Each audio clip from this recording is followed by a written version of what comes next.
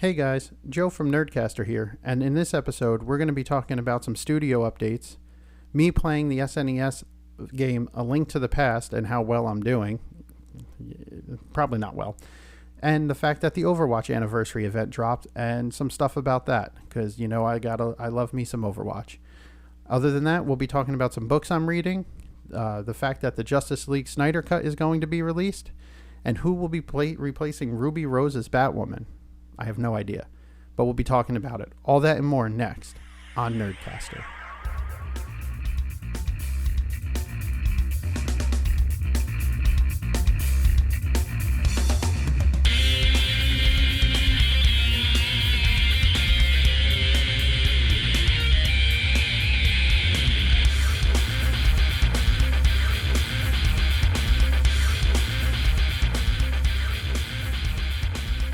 Hey, welcome to Nerdcaster, and I'm Joe. And before we get started, let's take a deep dive into some housekeeping. I just want to give a shout out to the Geekery in Mattawan, New Jersey. You can find them on the web at www.thegeekerynj.com, on Facebook, Twitter, and Instagram at thegeekerynj.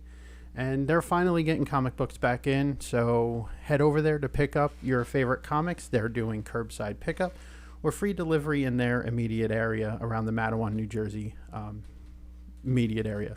You say immediate about 100 times there. Also, I'd be remiss if I didn't say check out the Source Point Press book Parallel by our good friend Jason Douglas, and the little novel by Casey Pierce, Pieces of Madness. Both are really good. I read them both pretty much in the same week and couldn't recommend them enough. Like I said, you can get them from the Geekery. I'm sure they'd be more than happy to order that for you.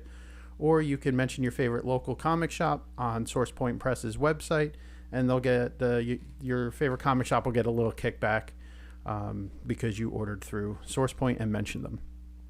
Other than that, just some studio updates. As you can see behind me, we are moving some things around. Got a new bookshelf with some cool little trinkets in it, and some of my graphic novels and other nerdy things that I like. Along with that, we're also, like I said, if you can see behind me, that means you are either listening to this if you can't see it, or you have found our video version of our podcast now on YouTube. This is still in a testing phase.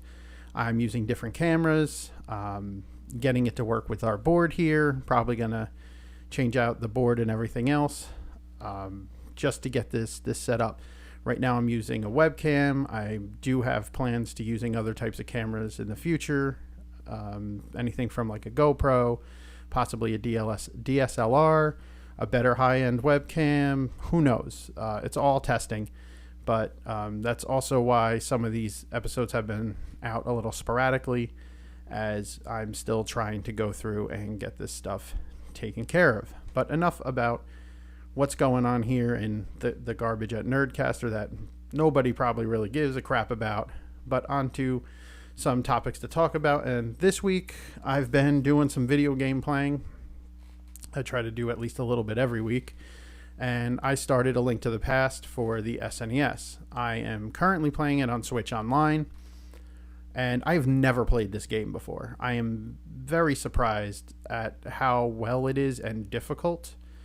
I say I didn't play before. I did play as a kid, but my record on the SNES was wiped by my cousin, who decided he didn't want me using his SNES anymore. So I never got to play and was kind of salty about it, and recently just picked it up. The beginning of the game seems pretty easy. I was able to blast through grabbing the first few pendants with no problems within, just a couple hours, and got into the dark world, and things immediately got a lot tougher. I also don't think I have all the items I need before I got here, so that's what I'm currently doing now, is just searching around trying to find any items or upgrade the stuff I have. Trying not to use any guides or look online. Again, I know this game is old, so everything is out there, but I tend to try to do a first run through of a game completely blind, with no help from anywhere, unless I get totally stuck and I only look up the part that I'm stuck at. Currently, I haven't done any of that, but the game is ridiculously hard, and I'm pretty sure it's because I either missed upgrading the Master Sword, or I didn't get the newer shield, or I missed a tunic somewhere like in other Zelda games.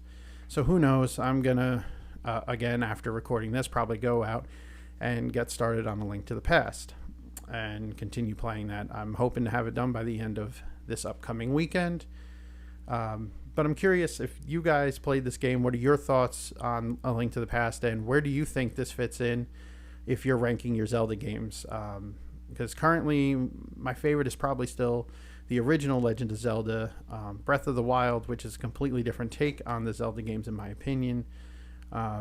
Is definitely a close second, if not even better. I mean, I can go back into that game and just run around. I think I'm still missing 4 of those little mini huts or temple puzzle game things. So, I mean, I've played a hell of a lot of Breath of the Wild.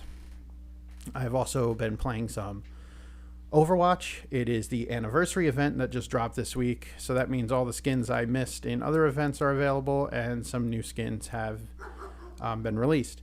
The new Ash skin looks pretty good. I'm actually a big fan of all the skins that they showed for this event. The Zenyatta skin, the Ash skin where Ash is Little Red Riding Hood while Bob is the big bad wolf in grandma clothing, which is kind of funny.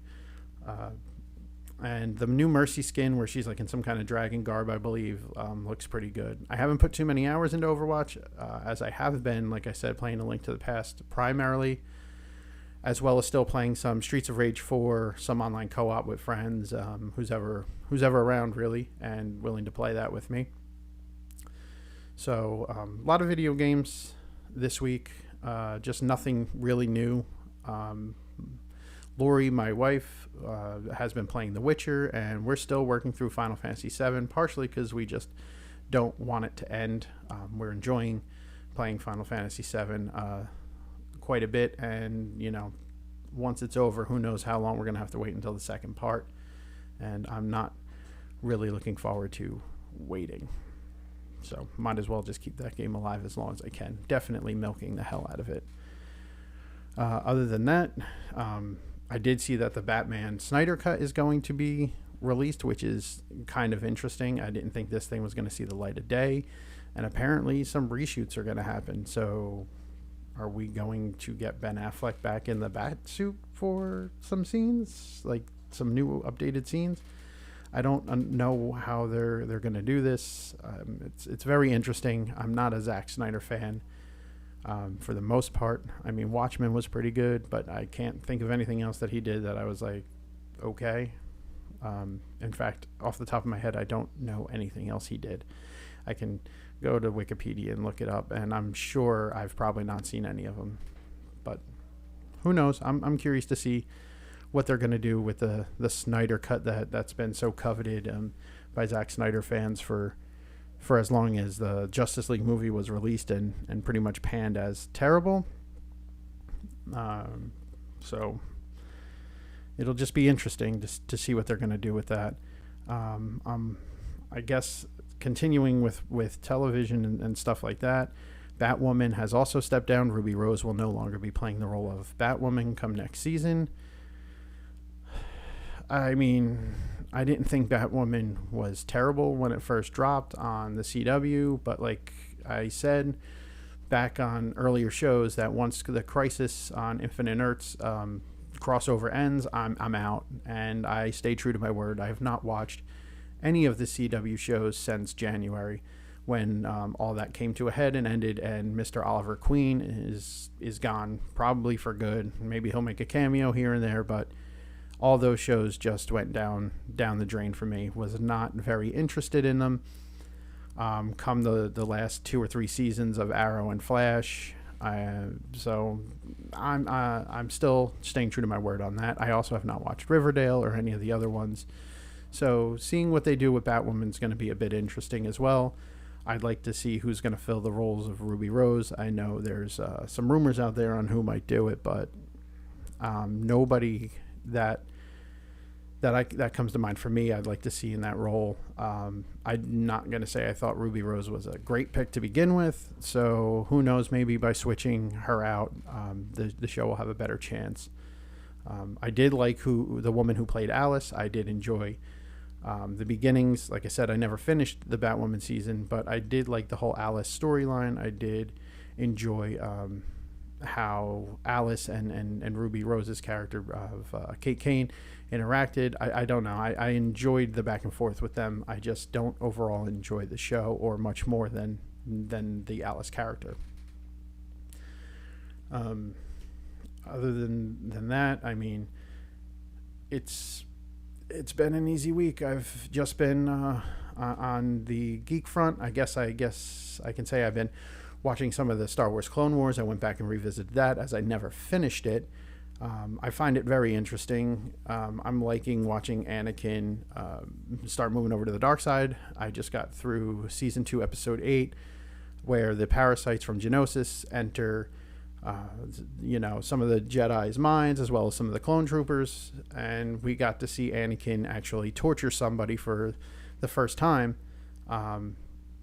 and it was, I think, a huge, that episode is going to play a huge part going forward in the Clone Wars. Again, I have not finished the Clone Wars, and in fact this is probably the furthest I've gotten through it, so it's I'm enjoying it, and I think definitely in season 2 it's starting to pop off now, where season 1 I felt was kind of all over the place and a little boring. Each episode was its own contained storyline, but in an overall story of the Clone Wars. So, I mean, I get it, but you really didn't see things adapt from episode to episode as much as you do in season 2. I mean, it does happen in season 1. For all the Star Wars fans out there who are screaming at me right now, I just think season 2 is better done so far than season 1 was, and like I said, I'm not even halfway through season 2, but it definitely makes me want to watch the next episode. Along with that, I also bought the Ahsoka book and the Dark Disciple book, which I have not read either of them, but the Dark Disciple book goes more in the background of Ventress, who was Count Dooku's apprentice during the Clone Wars, and basically probably one of my favorite characters in the Clone Wars series as far as Sith go. I am a huge Sith fan. I enjoyed Darth Vader's character, and I like Darth Maul. While I don't think the prequel trilogy was that great, I did enjoy the Darth Maul character. I liked his lightsaber fights. I thought Ray Park, the guy who played Darth Maul, did an excellent job. Really good guy too. Met him in Disney World a few years ago during one of the Star Wars events. Definitely like the Ahsoka Tano character, so I'm curious to read more about what happens to her in between Clone Wars and Rebels. So my goal is to watch Clone Wars, read the Ahsoka book, and then watch Rebels. And then hopefully be all the way caught up with Star Wars and maybe do a giant Nerdcaster show on reviewing all of that. And that's pretty much what's been going on in the Nerdcaster world this past week. This isn't going to be that long of an episode because, quite honestly, it is late, and I'm just wanted to get everybody caught up with what's going on here in the Nerdcaster studio and what I've been up to and the games I've been playing. So please definitely let me know, or Nerdcaster people know, and start a conversation over on our social media with us, and let us know what you think of our new setup. What do you think of the video version? Do you prefer video over audio? And let me know what your favorite Star Wars movie or show was. Like, do you enjoy Rebels over any of the actual mainstream movies? Do you enjoy the Clone Wars TV show over them? Definitely looking to talk more Star Wars. For some reason, I'm in a huge Star Wars mindset right now and can't get enough of it, to the point where I've been looking up lightsabers and Jedi robes, and yeah, I'm that nerdy. So yeah, you can find us over on Facebook and Instagram at Nerdcaster, and on Twitter at Nerd_caster. And like I said, definitely support your local comic shop. And if you don't have one and you order from like Source Point Press or any other comic vendor that allows you to put in your local comic shop and you don't have one, definitely give the Geekery in Matawan, New Jersey a shout out on there and help them out. Great guys. I get all my comics from them. As you can see behind me on this side, I got all my Batman stuff, my Batwoman, Nightwing, everything from them pretty much. And no matter what I wanted, they were able to get it for me. As far as reading goes in the comic world, comics are now back, so I'll be looking forward to picking up Nightwing again, all the Bat Family stuff, and hopefully Something's Killing the Children Volume 2 comes out, because I really enjoyed the first volume. and I'm not really big into collecting the single issues of that. So I'm hoping. I don't know how far along they are, so hopefully that comes out soon, and I'll be picking that up. And that's about it. So check them out. Source Point Press. Check out Parallel and Pieces of Madness, which I have behind me here. So check that out. Give that a little shout out there, and again, just hit us up. Let us know what you think. If you haven't subscribed, you can find us on Spotify, Twitter, Twitch. I'm not on Twitch. Spotify, Stitcher, Apple Podcast, Google Podcast. Anywhere you can find podcasts, we're there. And let us know what you think. And again, like I said, we're testing the video and video versus audio podcast. Anybody who does listen to the audio side, audio is not going away. We're just adding a video element to it. So let's see how this goes in the future. This is my first real time playing with this new camera and this new setup here. So hopefully it comes out okay. Talk to you all later. Nerdcaster out.